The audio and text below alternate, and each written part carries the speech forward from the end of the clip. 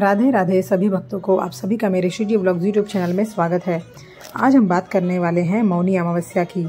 देखिए, साल के 12 अमावस्याओं में से कुछ अमावस्या ऐसी होती हैं जो कि बहुत ही महत्वपूर्ण और विशेष होती हैं, और वो हैं सोमवती अमावस्या, भौमवती अमावस्या, मौनी अमावस्या और शनिश्चरी अमावस्या। आज हम जिस अमावस्या की बात करने वाले हैं वह है मौनी अमावस्या। हिंदू कैलेंडर के अनुसार प्रत्येक मास के कृष्ण पक्ष के 15वें दिन अमावस्या होती है। माघ महीने के कृष्ण पक्ष में पड़ने वाली अमावस्या को माघी या मौनी अमावस्या कहा जाता है। यह साल की पहली अमावस्या है और इस बार मौनी अमावस्या शनिवार 21 जनवरी 2023 को पड़ रही है, इसलिए इसे शनि अमावस्या या शनिश्चरी अमावस्या भी कहा जाता है। शास्त्रों में सभी अमावस्याओं में से माघ महीने की अमावस्या को विशेष पुण्यदायी या फलदायी माना जाता है। मान्यता है कि इस अमावस्या पर स्नान, दान, तर्पण और पिंडदान करने से मोक्ष की प्राप्ति होती है। शनिश्चरी अमावस्या से पहले शनिदेव अपनी राशि कुंभ में 30 साल बाद प्रवेश करने जा रहे हैं।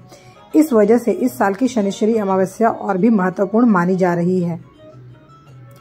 मौनी अमावस्या के दिन स्नान दान के साथ ही मौन धारण भी किया जाता है।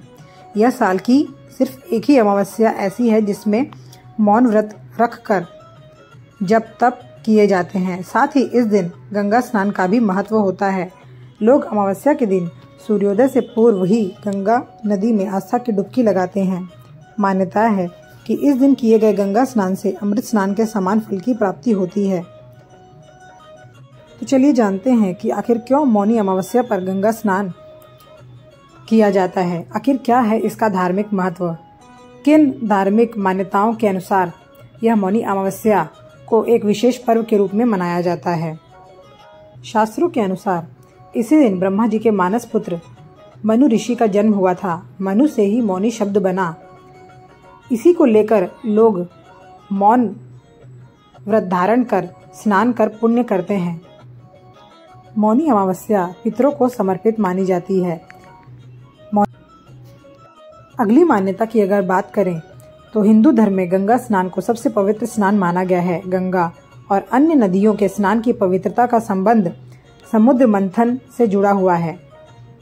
पौराणिक कथा के अनुसार जब देवों और असुरों ने मिलकर समुद्र मंथन किया तो समुद्र से भगवान धन्वंतरी अमृत कलश लेकर निकले थे।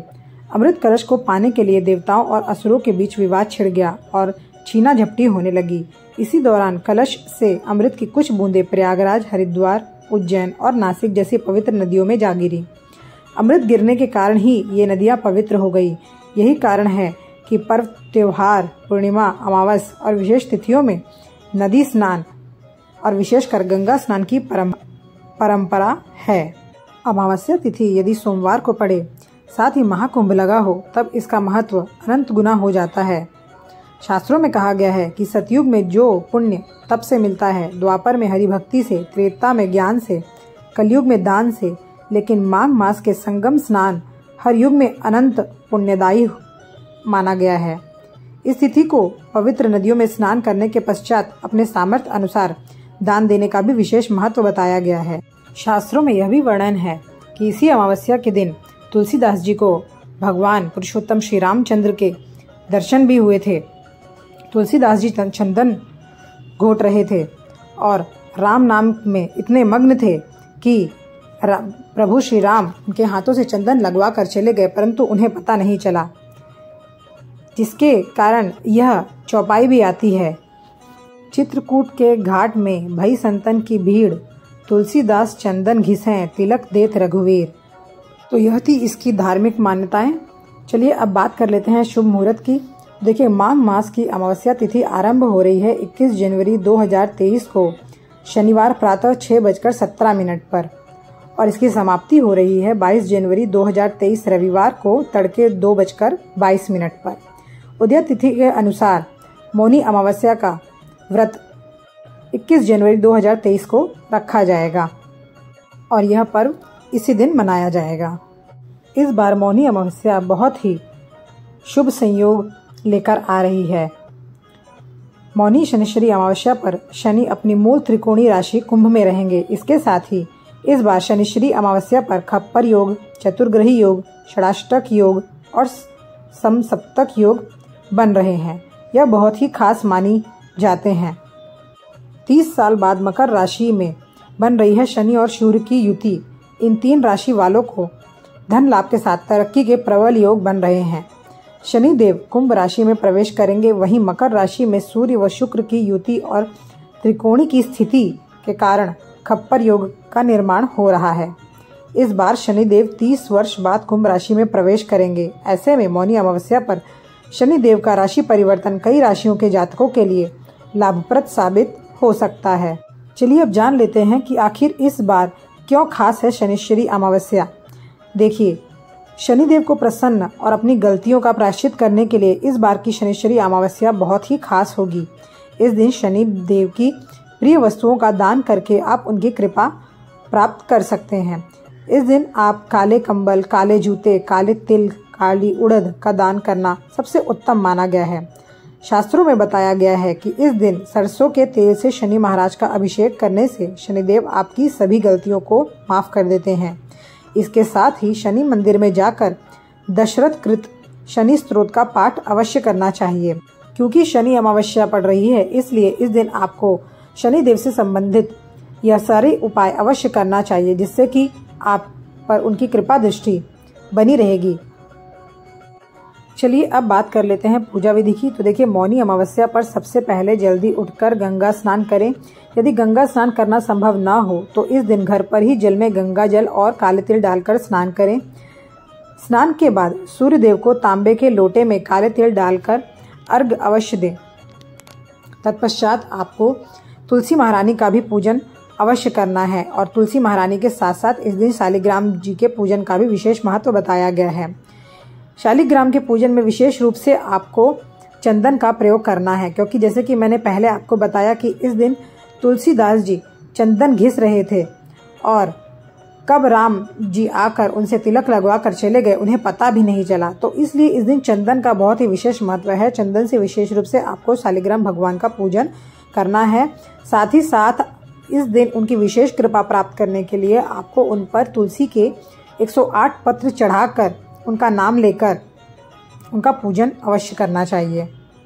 इसी के साथ आपको तुलसी और शालिग्राम के समक्ष एक घी का दीपक अवश्य प्रज्वलित करना चाहिए। यदि संभव हो तो इस दिन आप उनके मंत्र का भी उच्चारण करें, उनके नाम का जाप करें। तत्पश्चात आपको इस दिन भगवान विष्णु और माता लक्ष्मी की भी पूजा अवश्य करनी है, ताकि दोनों की ही विशेष कृपा आपको प्राप्त हो। उनका अभिषेक करते समय भी आपको अपने जल में तिल अवश्य डालना है। तिल डालकर आपको उनका अभिषेक करना है। तत्पश्चात आपको उनको पीले वस्त्र, पीले फूल, पीले भोगों का प्रयोग करना है। इस दिन व्रत करने वालों को पूरे दिन मौन व्रत का पालन करना होता है। शास्त्रों में वर्णित भी है कि होठों से ईश्वर का जाप करने से जितना पुण्य मिलता है, उससे कई गुना अधिक पुण्य मन का फेरकर हरि का नाम लेने से मिलता है। इस तिथि को संतों की भांति चुप रहें तो उत्तम है। इस दिन भगवान लक्ष्मी नारायण के साथ साथ शिव जी का भी पूजन किया जाता है। वास्तव में शिव जी के पूजन में विशेष रूप से आपको शमी पत्र का प्रयोग करना है। इस दिन आप शिव जी का पूजन करते समय शमी पत्र, बेल पत्र, मदार पत्र का प्रयोग करें। साथ ही साथ इस दिन आपको शिव जी का सहस्त्र नाम पाठ अवश्य करना चाहिए, जिससे कि आपको उनकी भी कृपा प्राप्त होती है और आपके समस्त पापों का नाश होता है। साथ ही में आपको मोक्ष की प्राप्ति भी होती है। मौनी अमावस्या के दिन दीपदान का भी विशेष महत्व बताया गया है। दीपदान, जैसा कि मैं हमेशा कहती हूँ, हमेशा आपको दीपदान शाम के समय करना है, संध्या के समय करना है, क्योंकि दीपक अंधेरे को मिटाकर प्रकाश फैलाता है। इसलिए हमें दीपदान हमेशा शाम में करना चाहिए। और अमावस्या के दिन क्योंकि नकारात्मकता का प्रभाव थोड़ा सा ज़्यादा होता है बाकी दिनों की अपेक्षा, इसलिए आप दीपदान हमेशा शाम को करें। इस दिन आप अपने मंदिर के समक्ष एक घी का दीपक प्रज्वलित करेंगे। यदि घी संभव ना हो तब आप तिल के तेल का दिया प्रज्वलित कर सकते हैं। तुलसी महारानी के सामने भी आपको घी का दिया या फिर तिल के तेल का दिया प्रज्वलित करना है। एक विशेष काम जो आपको करना है वह यह है कि तुलसी माता की आपको 108 परिक्रमा लगानी है। यदि 108 परिक्रमा ना लगा सके तब आप कम से कम 7 परिक्रमा अवश्य लगाएं, जिससे कि आपकी मनोकामना की पूर्ति होती है और आपको उत्तम फल की प्राप्ति होती है। साथ ही साथ इस दिन यदि आप तुलसी में परिक्रमा नहीं लगाते हैं तब आपको पीपल के पेड़ के समक्ष जाकर सरसों के तेल का दीपक प्रज्वलित करना है और यह काम आपको प्रदोष काल में करना है। साथ ही में यदि आप इस दिन 21 हनुमान चालीसा का पाठ करते हैं तो इससे आपके सारे बिगड़े काम बन जाते हैं, बेरोजगारी दूर होती है, ग्रह कलेश शांत होते हैं और घर में सुख शांति समृद्धि और संपन्नता का वास होता है। पीपल के पेड़ की भी आप कम से कम 7 और ज़्यादा से ज़्यादा 108 परिक्रमा लगा सकते हैं।